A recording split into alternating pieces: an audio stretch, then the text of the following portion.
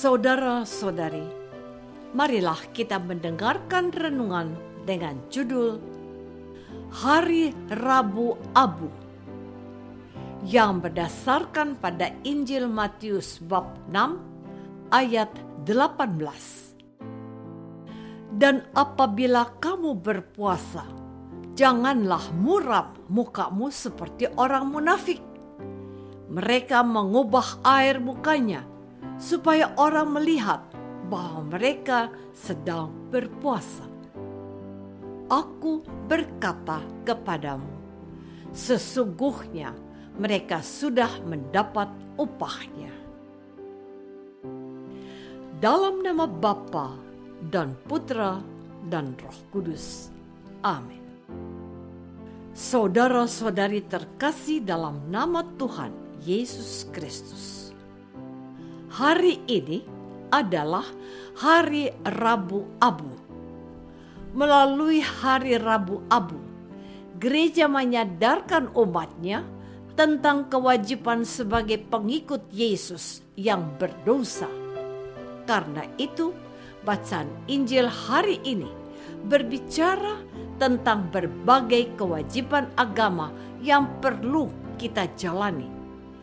Namun, Yesus mengingatkan kita tentang tata cara dalam melakukan kewajiban agama kita.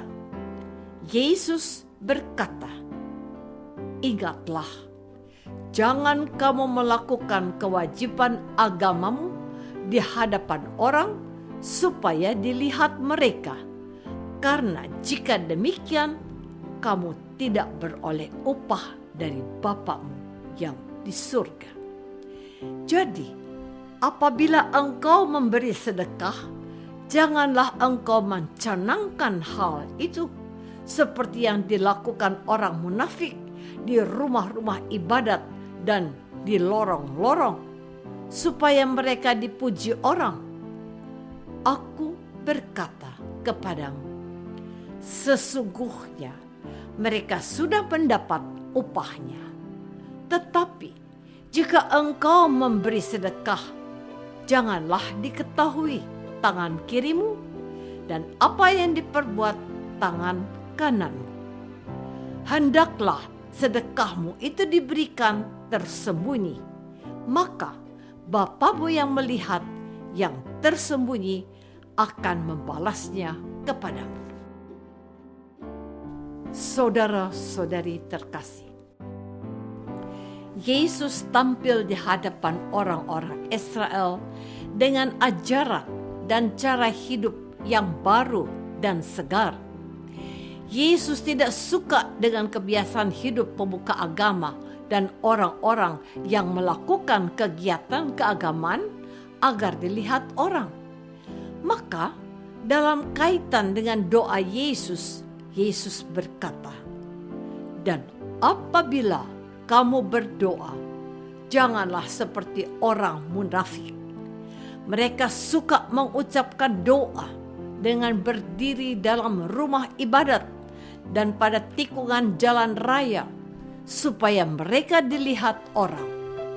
Aku berkata kepadamu, sesungguhnya mereka sudah mendapat upahnya. Tetapi jika engkau berdoa, masuklah ke dalam kamarmu, tutuplah pintu, dan berdoalah kepada Bapamu yang ada di tempat tersembunyi. Maka Bapamu yang melihat yang tersembunyi akan membalasnya kepadamu. Dan apabila kamu berpuasa, janganlah muram mukamu seperti orang munafik. Tetapi apabila engkau berpuasa, minyakilah kepalamu dan cucilah mukamu, supaya jangan dilihat oleh orang bahwa engkau sedang berpuasa, melainkan hanya oleh Bapamu yang ada di tempat tersembunyi. Maka Bapamu yang melihat yang tersembunyi akan membalasnya kepadamu. Saudara-saudari terkasih, penerimaan abu di dahi kita menjadi tanda pertobatan Pertobatan menghasilkan buah bila disertai puasa, pantang, bersedekah, dan berdoa. Menurut hukum gereja, berpuasa berarti kita hanya makan 1 kali sehari.